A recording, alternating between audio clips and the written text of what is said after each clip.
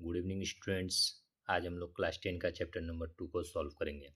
Chapter 2 का exercise 2.2 में आज हम लोग बनाएंगे, क्वेश्चन को सॉल्व करेंगे। यहाँ पे पहला क्वेश्चन में क्या बोला जा रहा है, find the zeros of the following quadratic polynomial and verify the relationship between the zeros and the coefficient. यानी कि सबसे पहले हमें क्या करना है, जीरोज फाइंड आउट करने हैं। जीरोज फाइंड आउट करने के बाद हमें क्या करना है, वेरीफाई करना है।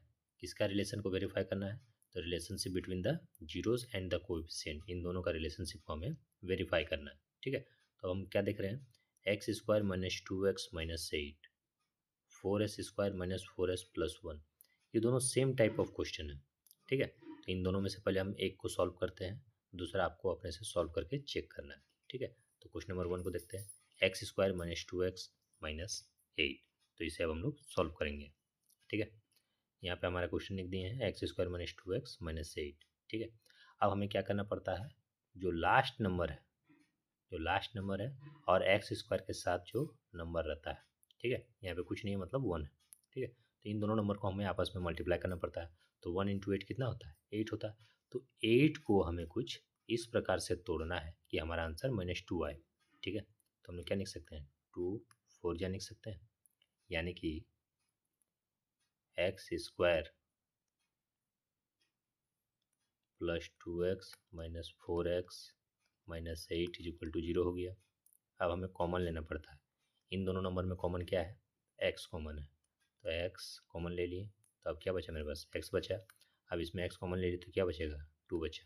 ठीक है, अब इन दोनों नंबर में हमें कॉमन लेना है, -4x और -8 में, तो -4 हमारा कॉमन हो जाएगा, तो यहाँ पर x बचेगा और यहाँ पर जो माइनस है क्या करना होगा, प्लस करना होगा, यहाँ पे हमारा 2 आ जाएगा।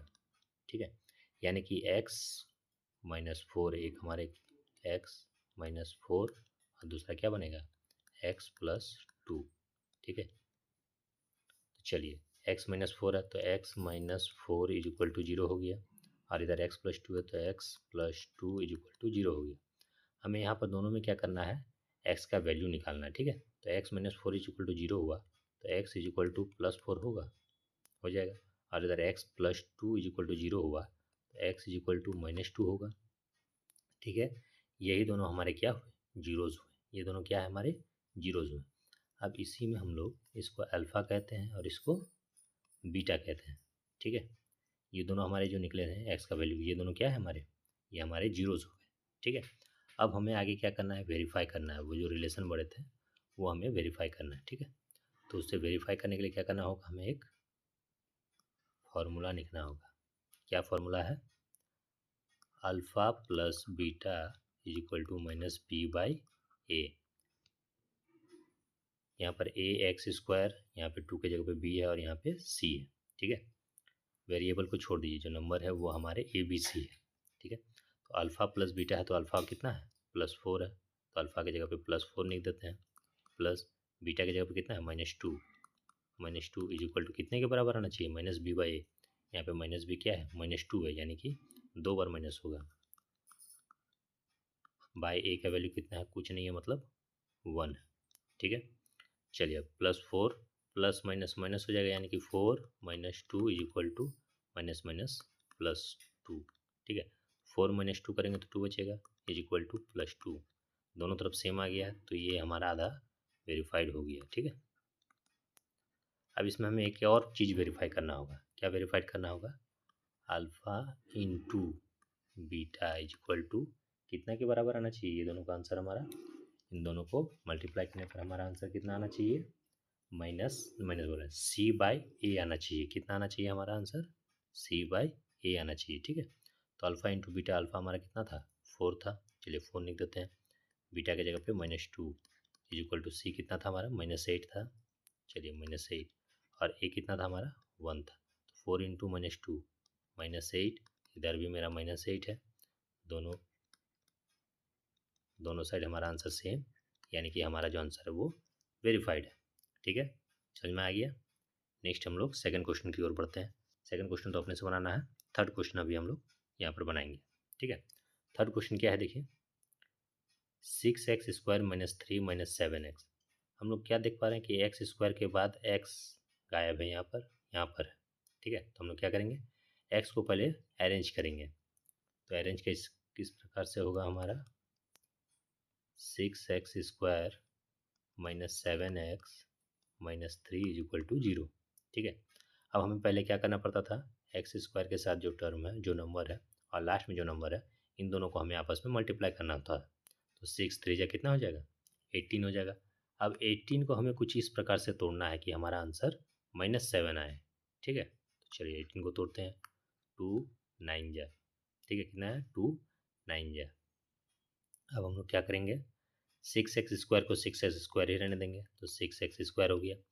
-7x को तोड़ना है तो हम लोग क्या तोड़ सकते हैं, कैसे तोड़ सकते हैं, 2 से तोड़ सकते हैं, यानी कि +2x minus 9x minus 3 is equal to 0। ठीक है, अब इन दोनों में हमें क्या करना है, कॉमन लेना है। तो 6x² और 2x में कॉमन क्या हो जाएगा, 2x कॉमन हो जाएगा। 2 3 जा 6x हो गया और ये 2x का 1 हो जाएगा। ठीक है, अब यहाँ पे हमें क्या करना है, 3 कॉमन लेना होगा। 3 कॉमन ले लिए। ठीक है, माइनस माइनस दोनों में तो -3 हो जाएगा। ठीक है, -3 कॉमन ले ली तो इसमें हमें कितना से मल्टीप्लाई करना होगा, 3x से, तो -9x बन गया और इसमें 1 से। ठीक है, चलिए अब हमारे पास 2 डिजिट आ गया है, 2x माइनस 3 और एक 3x प्लस 1, 3x प्लस 1। ठीक है, अब हमें क्या करना है, जीरोस को फाइंड आउट करना है। 2x minus 3 is equal to 0 होता है, 2x इज इक्वल टू +3 और x का वैल्यू कितना हो जाएगा 3/2। उसी तरह से अब हम लोग यहाँ पर आ जाते हैं, 3x plus 1 is equal to 0, 3x is equal to -1, तो x इज इक्वल टू -1/3। ठीक है, अब हमारा अल्फ़ा का वैल्यू 3/2 है और बीटा का वैल्यू 1/3 है। ठीक है, चलिए अब हम लोग इस क्वेश्चन को और आगे बढ़ाते हैं। ठीक है, चलिए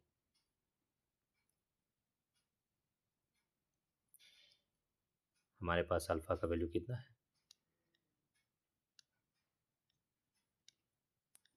हमारे पास अल्फ़ा का वैल्यू हो गया 3/2 और बीटा का वैल्यू कितना है -1/3, -1/3। अब हमें एक फार्मूला लगाना होगा जो कि चेक करने में काम आता है, वो क्या है, alpha plus beta is equal to कितना होता है, alpha plus beta is equal to -b/a होता है। ठीक है, अल्फ़ा कितना था 3/2, 3/2 लिख देते हैं। बीटा कितना था हमारा -1/3 इज इक्वल टू -b, यानी कि b का वैल्यू हमारा कितना था, एक बार देख लेते हैं ऊपर जा करके।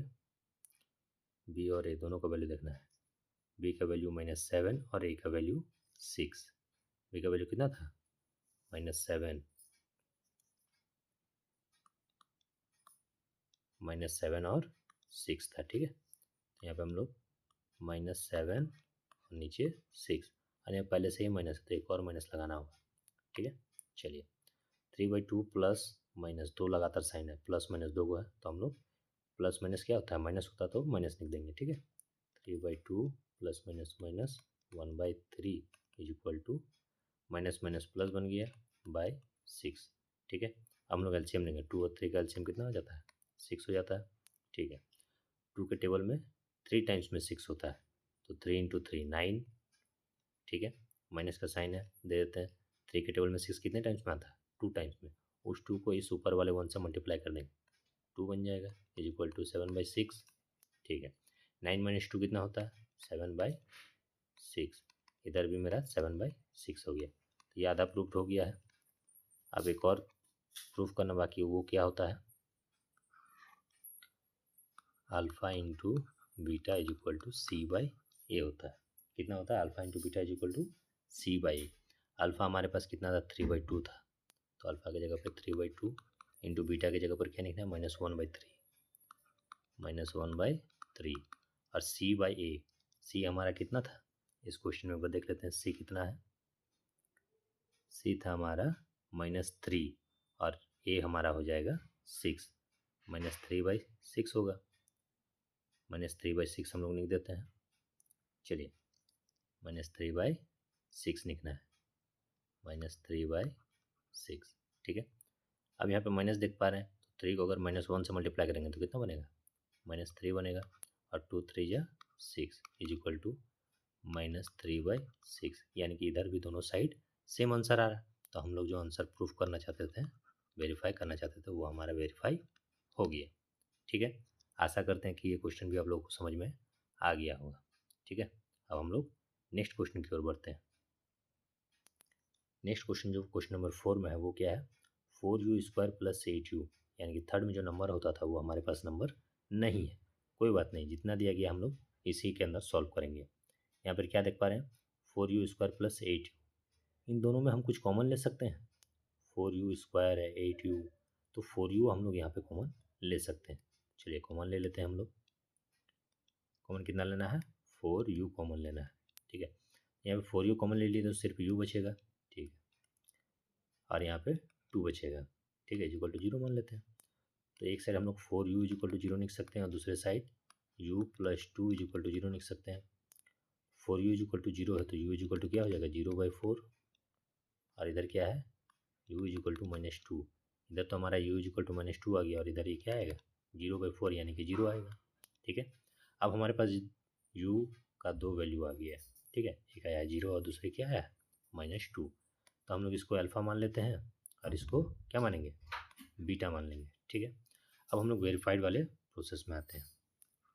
पहला वेरीफाइड हमें एक फार्मूला से करना पड़ता है, वो फार्मूला क्या है, alpha + beta is equal to -b/a। Alpha हमारे पास था 0, तो 0 लिख देते हैं। बीटा हमारे पास है -2, -2 लिख दिए। -b आना चाहिए, यहाँ पे -b में क्या है, 8 है, तो इसको हमको -8 लिखना होगा, और a का वैल्यू कितना है, 4 है। चलिए हम इसमें 4 लिख दिए। ठीक है, तो 0 + -2 है, यानी कि -2 लिखाएगा, और इधर 4 की टेबल में 2 टाइम्स में काट सकते हैं, तो हमारा आंसर क्या बनेगा, -2, यानी कि इधर भी -2 और इधर भी -2। तो ये पहला प्रोसेस हमारा प्रूफ हो गया है। नेक्स्ट जो हमें वेरीफाई करना है वो क्या करना है, alpha into beta is equal to c/a proof करना है।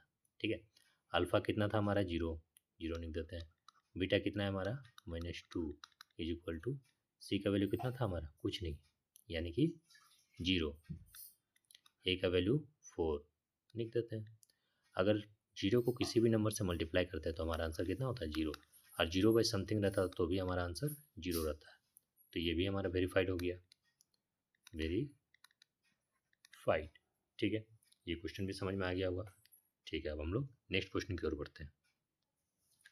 नेक्स्ट क्वेश्चन है हमारा t² - 15। नेक्स्ट क्वेश्चन क्या है हमारा, t² - 15। फिर हमें इसमें देख रहे हैं कि सर b तो गायब है, कोई बात नहीं, a है यहाँ पर और c है ये नंबर, कोई बात नहीं, हम लोग इससे आगे की ओर सॉल्व करते हैं। यहाँ पे t² - 15 है, तो हम लोग बोल सकते हैं सर एक टर्म ये हो गया और एक टर्म ये हो गया। चलिए इन्हीं को हम लोग बना लेते हैं, t² = 0, t² = 0। ठीक है, होगा कि नहीं होगा, नहीं होगा, क्यों, क्योंकि इस पूरे को हमें इक्वल टू 0 शो करना होगा। ठीक है, चलिए हम लोग पूरे को इक्वल टू 0 शो करते हैं। t² - 15 is equal to 0, t² is equal to +15, t² is equal to कितना हो जाएगा, +15, तो हम लोग सिर्फ 15 भी लिख सकते हैं। तो इधर हम क्या करेंगे, सिर्फ t चाहिए, लेकिन यहाँ पे मेरा t² है, तो हम लोग क्या करेंगे, रूट लगा देंगे, √t² इज इक्वल टू √15 हो गया। अब √, जब हम लोग t² लिखते हैं तो आगे हम लोग क्या लिख सकते हैं, एक t गायब हो जाएगा, गायब हो गया। अब यहाँ पे जब √15 ये ±√15 हो जाएगा। ठीक है, यानी कि t इज इक्वल टू +√15, और दूसरा t का वैल्यू क्या निकलेगा, -√15। ये हमारा अल्फ़ा हो गया और ये हमारा बीटा हो गया। ठीक है, अब हम वेरीफाइड करने के लिए जो फार्मूला है उसको बैठा करके प्रूफ करेंगे। ठीक है, चलिए वो फार्मूला क्या था, alpha + beta is equal to -b/a। Alpha हमारा हो गया √15 प्लस बीटा क्या हो गया, -√15 इज इक्वल टू -b।